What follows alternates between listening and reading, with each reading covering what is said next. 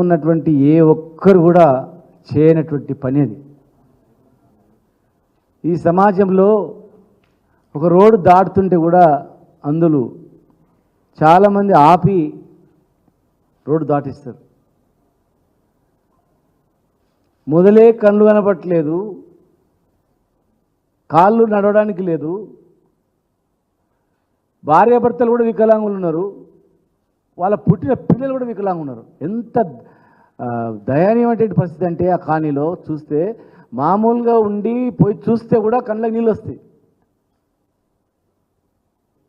ఇద్దరు ముగ్గురు పిల్లలు, అమ్మాయిలు, ముగ్గురు అందులే వికలాంగులే, టోటల్గా ఆ కాలనీ వికలాంగులు. అందుల కాలనీ అని చెప్పి కూడా బోర్డు ఏర్పాటు చేయబడింది.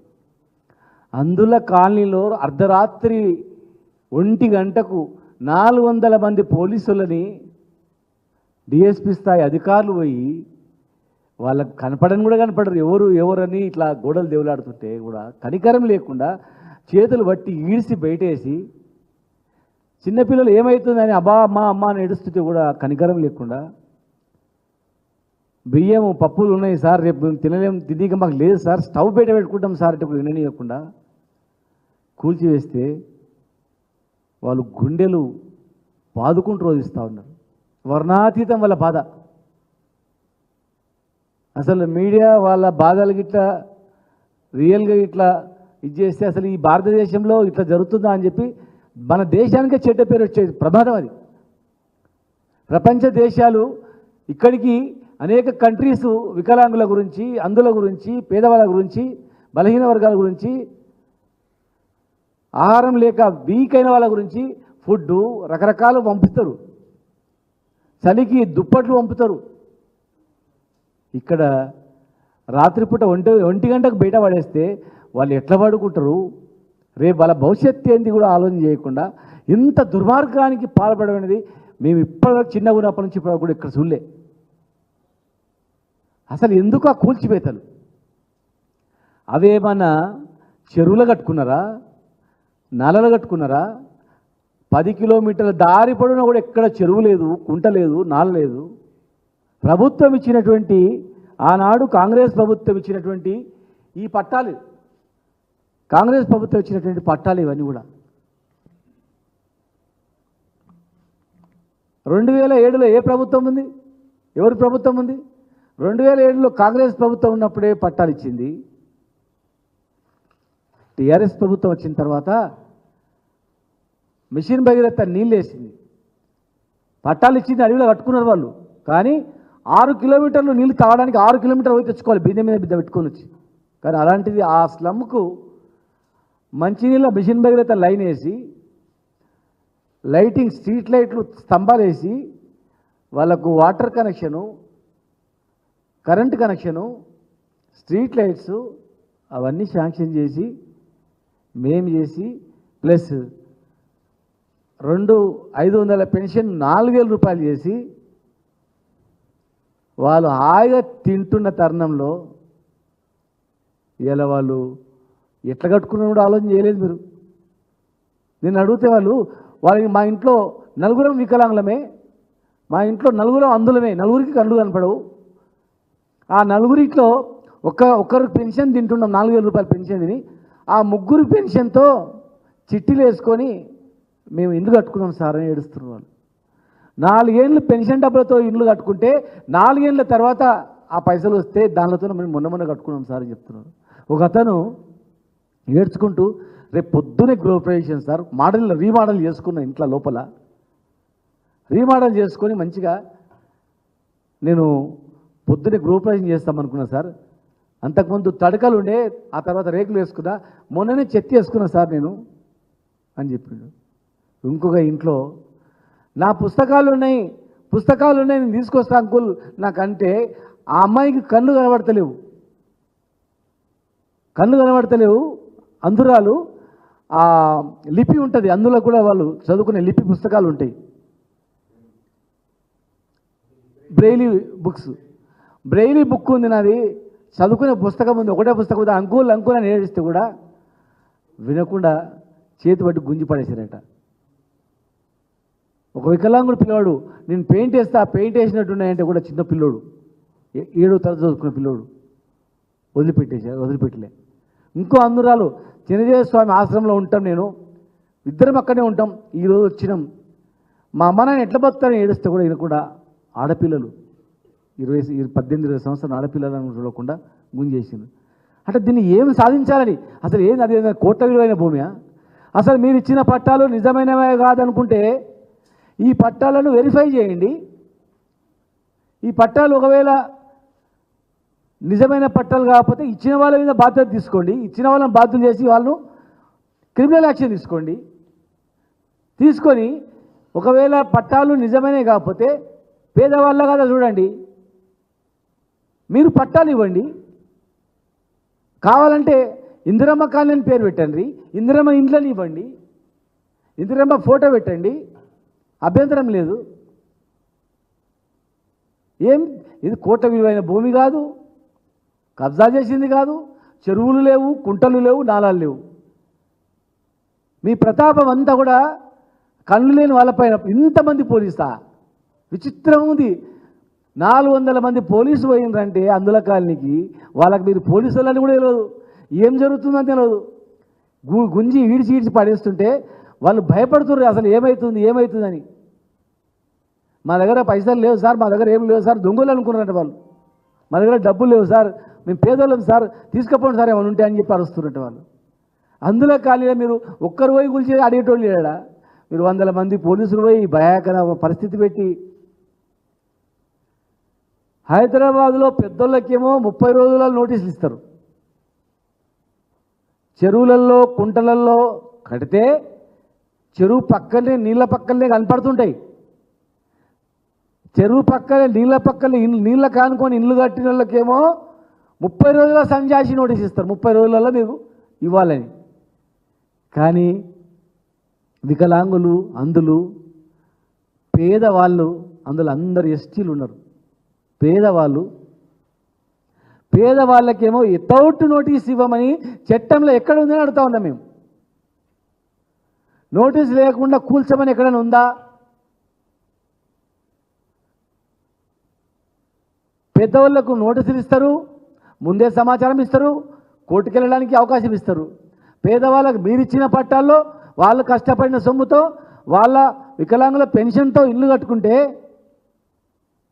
అందులో అన్ని వర్గాల వాళ్ళు ఉన్నారు. బీసీలు, ఓసీలు, ఎస్సీలు, ఎస్టీలు, పేదవాళ్ళు మొత్తం వికలాంగులు మొత్తం ఉన్నారు. వాళ్ళకు కులం లేదు, మతం లేదు, మైనార్టీలు అందరూ ఉన్నారు. సమాజంలో సరైనటువంటి గౌరవం లేదు వాళ్ళకు పాపం. అందుకే మనం అందరం ఒకటే దగ్గర ఉందని ఒకటే దగ్గర ఉన్నారు వాళ్ళు. ప్రపంచంలో చాలా దేశాల్లో అలాంటి వాళ్ళ పట్ల ప్రేమ చూపించి ఫ్రీగా అన్నీ కట్టిస్తారు, కాలనీలు కట్టిస్తారు. మేము కూడా అందుకే వాళ్ళు ఒకరి మీద ఆధారపడి బతకొద్దు, స్వతంత్రంగా బతకాలి అని చెప్పి 4000 పెన్షన్ చేసింది. అందుకే కేసీఆర్ గారు మీరు 6000 చేస్తామన్నారు. 6000 చేసేది లేదు.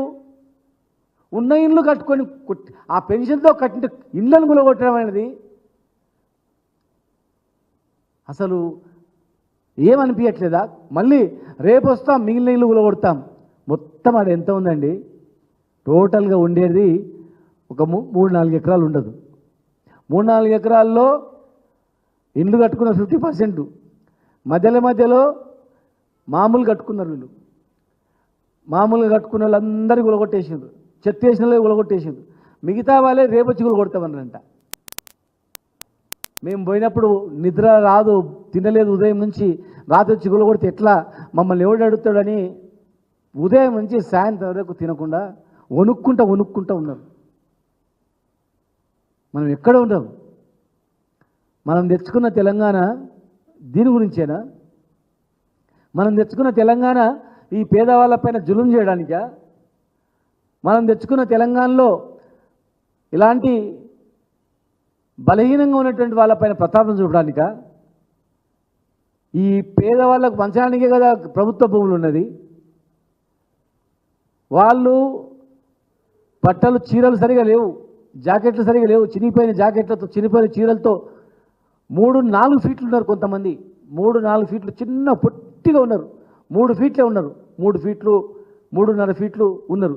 3-3.5 ఫీట్లు ఉన్నటువంటి ఆ వికలాంగులను మీరు గల్లబట్టి గుంజడానికి ఎట్లా చేతులు వచ్చినాయి? అది కాల్ చేసిన భూమి ఏం చేస్తారు? నెత్తిన కొట్టుకుంటారా? చస్తారా? ఆ భూమితో మీకు ఏమొస్తుంది? ప్రభుత్వం నడుస్తుందా? కోట్లాది విలువైన భూమి అది. ప్రత్యామ్నాయం చూపకుండా వాళ్ళ ఇళ్లను వాళ్ళు కాల్ చేయించడంలో అడిటోడు ఎవరు లేడనా? ప్రభుత్వ భూములు పేదలకి పంచుతామన్నారు, ఇల్లు కట్టిస్తామన్నారు. ఎన్ని ఇళ్ళు కట్టించారో తెలియదు, కానీ ఎన్ని ఇళ్ళు కూలగొడుతున్నారో లెక్కేసుకోండి. ఏ చెరువుల కాడికి పోయినా కానీ మీరు పేదోళ్ళకి కూలగొడుతున్నారు, పెద్దలకు నోటీస్ ఇస్తున్నారు. పేదోళ్ళకు ఒక న్యాయం, పెద్దోళ్ళకు ఒక న్యాయమా? బీదవాళ్ళకు ఒక న్యాయం, ధనవంతులకు ఒక న్యాయమా? చట్టం తీసుకురండి. ధనవంతులకు ఒక చట్టం తీసుకురండి, పేదవాళ్ళకు ఒక చట్టం తీసుకురండి. చేయండి, ఆ పని చేయనప్పుడు చట్టాన్ని సవరించండి, చేయండి. అప్పుడు ప్రజలు తెలుసుకుంటారు ఎటువైపునని.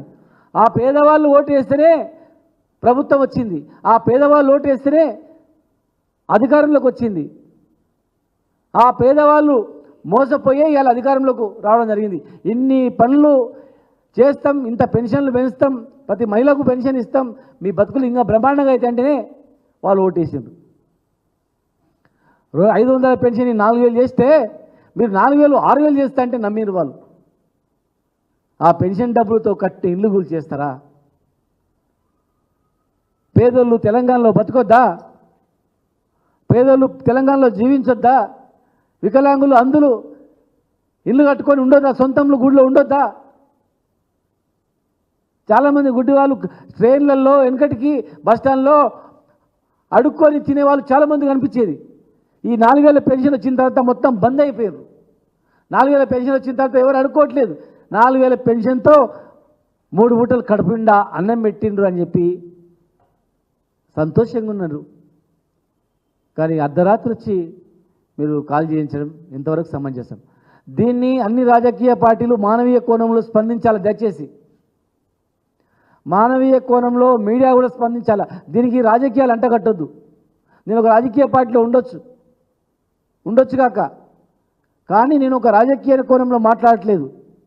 మేము ఒక రాజకీయ కోణంలో వాళ్లకు సాయం చేయలేదు. రాని ప్రభుత్వంలో మా పార్టీ వాళ్ళకి కార్యకర్తలకి పెన్షన్ ఇవ్వాలి, కార్యకర్తలకి ఇంటి వాళ్ళు అనలే. నిష్పక్షపాతంగా ప్రతి ఒక్క అర్హులకు పెన్షన్లు ఇచ్చినాం మేము.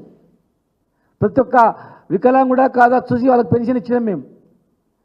కనుక అన్ని రాజకీయ పార్టీలు ఉన్నటువంటి వాళ్ళు మానవీయ కోణంలో ఆలోచించి మా డిమాండ్ వెంటనే అక్కడనే వీళ్ళకు పక్కా ఇల్లు కట్టియాలి. భవిష్యత్తులో తెలంగాణ రాష్ట్రంలో ఎక్కడ కూడా పేదవాళ్ళపైన ఎలాంటి జులుం జరగకుండా మాట ఇవ్వాలి.